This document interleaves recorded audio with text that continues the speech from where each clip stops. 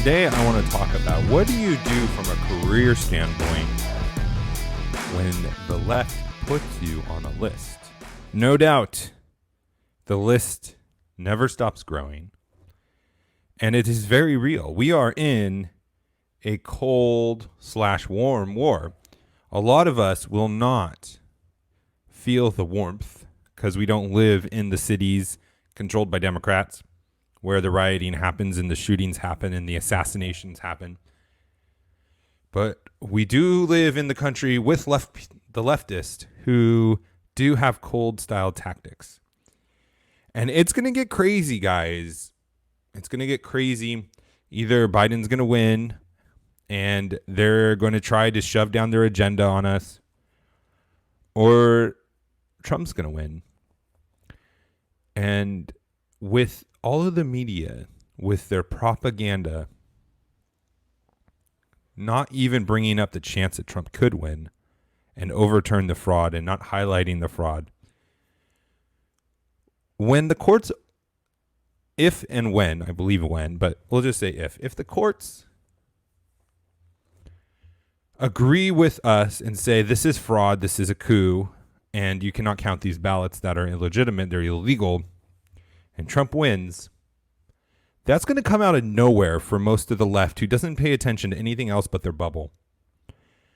And the radical riots, extremism, all-out tactics that they use are going to be used without restraint. You thought it was bad in 2016? Just wait until Trump is declared the president for 2020. Welcome to How to Build a Tent. My name is Matt Williams. Thank you for listening to the show, sharing the show with a friend. We're going to be talking about how to save your career, so don't miss a second of the show. Appreciate you sharing this and just being a great supporter, guys. You are amazing. I am just so thankful for all of you guys and being a supporter of the Fight Laugh Feast Network. Go over to flfnetwork.com, put an HGBT in the memo field, and you'll get a sweet mug like the two behind me. You'll get tons of other great benefits, and you'll be keeping us supported and keeping us on the air by helping us build out the platform and create great content before we get censored and taken off and be put on the list ourselves for the podcasting world. It's coming. It's coming. We just need to get hard, guys, and brace for it. And we may lose battles, but let's not make it where we're not prepared and we haven't invested and planned out and strategized and done all of those things to at least have a fighting chance. So pray about continuing to support the Fight Laugh Feast Network. Over to flfnetwork.com, put an HGBT in the memo field. Ron DeSantis, the governor of Florida, is pushing for legislation, and I believe the Cross Politic guys talk about it too, are pushing for legislation where it will be legal to defend yourself against rioters and looters. You'd be able to shoot them. And I say amen, amen, amen to that. But let me tell you what, that is not a typical civilized Western legislative initiative. That's not something you would expect in a functioning United States state. But he is preparing for what I think is coming from a warm to hot perspective of when this happens, the rioting happens, when the looting happens, when these tactics, these military tactics come, if they come to Florida. And I was just talking with somebody else in another organization who was forced to take pictures of a dog whistle, if you want to call it, of pictures of homosexual couples for their marketing promotional material. And he was forced to do it. He didn't want to do it. He was forced to do it. And now he's being championed as a diversity champion. He's being championed as a champion. No, he's being promoted as a diversity champion. And he doesn't like it. He's a Christian. He doesn't want to do it, but he's being forced to do it. And we have AOC, we've talked about it before, and there's people coming out on these lists of do not hire these people. Do not employ them. Do not use their businesses. Do not patron their shops. If they supported the other side, do not support them. And so we're in the Civil War. We might as well just accept it and prepare for it. Ron DeSantis is doing it from the warm, hot perspective, and now I want to talk about the cold, warm side of this war, because I believe they're all coming. All the fronts are coming. It's not going to look like the original Civil War. It's going to look like much of what we've seen already, just an escalated scale. That's what I think is going to happen. It's going to be like what we've seen in the last year in Portland and Seattle, but it's just going to be escalated. So this is what you need to do from a financial perspective. This is what you need to be thinking about from a career perspective.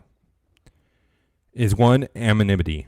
Anonymity is being anonymous and being not what I am. Don't be like me where my name and face is all over the internet. But you might want to consider trying to be as anonymous as possible, so that it will be hard for them to come after you and identify you. The second thing that you should be doing right now as much as possible is diversifying your income. Just as we've talked about this many times before, but this is even more important because the urgency is coming. It's not just about in case your business goes under, your career goes under, the company you work for goes under. It's not just that, hey, you just so you can have more flexibility, not so be so beholden to your manager and just have to do whatever he says. But it's because there's going to be military tactics coming on. They're going to be purposely advocating for your firing. They're going to be purposely advocating for not having you work in the town. They're going to run you out of the industry. What do you need to do? And being anonymous is a great starting point.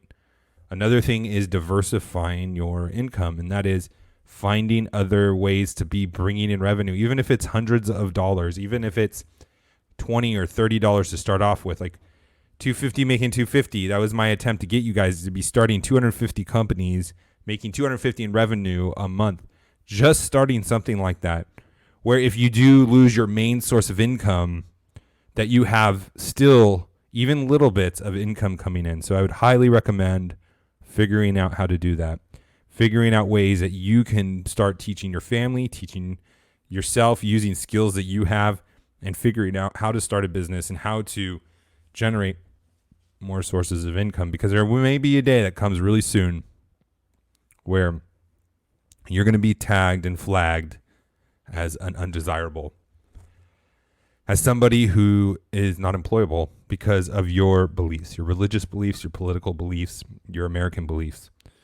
It's crazy to think about, but that's where we're at. I mean, why else do you think Ron DeSantis is trying to push legislation to legalize citizens defending themselves against looters and rioters right now?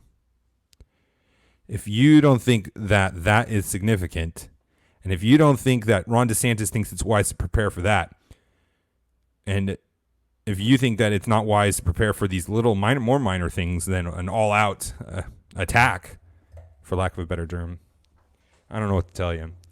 The next thing is pay off debt. I don't know exactly what it would look like, but I don't think that we're just going to have all of our debts erased. And one of the things that is going to be really helpful is not having monthly payments if you get fired. If you are finding it hard to find work, if there's rioting that happens in your area and businesses are fleeing or go out of business because they burn down, you're going to be able to survive on a lot less if you don't have to be paying those truck payments, those credit card payments, and all of those things. So it might be a consideration to start paying down some debt. And that way that you have minimized your monthly cost. So those are some things that I would think about. The one last thing I want to share with you, because it's kind of like a sobering note. This is more of a defensive episode. I'm definitely not a defensive person. I'm an offensive person. I want us to go on the offense. It's been curious that Donald Trump hasn't been around in the media a lot. He's been golfing. He has tweeted a few times, but nothing like we've seen in the past. And a lot of people have mentioned this. And I'm starting to hear some things, along with the fraud and along with the systems that have Democrat owners and controllers and the Chinese and are on the board and all this stuff. Besides all of that stuff, I'm hearing that there's evidence that the Democrats have partnered with foreign countries to do all of this stuff. And it seems to me that Donald Trump has kind of taken a step back and let everyone expose themselves. And there's a few people that have hinted at this, that there's going to be a time coming up really quickly where there's going to be evidence of this. Now, I don't know if it is true or not. I've heard it from several different sources. But regardless, right now is kind of a lull. We're waiting, and that's okay. But when the next chapter hits, when the counterpunch comes from Donald Trump, when the Georgia recount is finished, it is time again to step up and start going on the offense again. It is time to start pressuring your representatives, either to start standing up for the law, start standing up for our institution of democracy and the voting and making sure that we have fair elections, or it is to encourage people to continue to do that. Take a breath and then get ready for the push again, because it's coming. It's going to be, we're in a little lull right now, but it's coming and we need to be ready to push. In soccer, I was a big soccer player back in the day. I played for 15 years, something like that. A little college. A very little college. I'm so injured. But one of the things they say is run when you must, walk when you can. Run when you must, walk when you can. And I like that in the battle perspective. Right now is time where we can probably walk a little bit. Regroup, take a break, recharge, detox, that kind of thing. But there's going to be a moment really soon where we're going to have to start running again. And be prepared, be motivated, take heart. The reason why we're still getting censored, the narrative is still being pushed that Joe Biden won and is the president-elect, even though no state has certified to my knowledge. The reason we're getting this is they're terrified. They're terrified. And this Georgia recount is the first crack. This Georgia recount is the first crack. So get ready to run. Get ready to push. This isn't over. Let's fight like our country depended on it. Because it does. For us, and for our children. We'll talk to you tomorrow. God bless.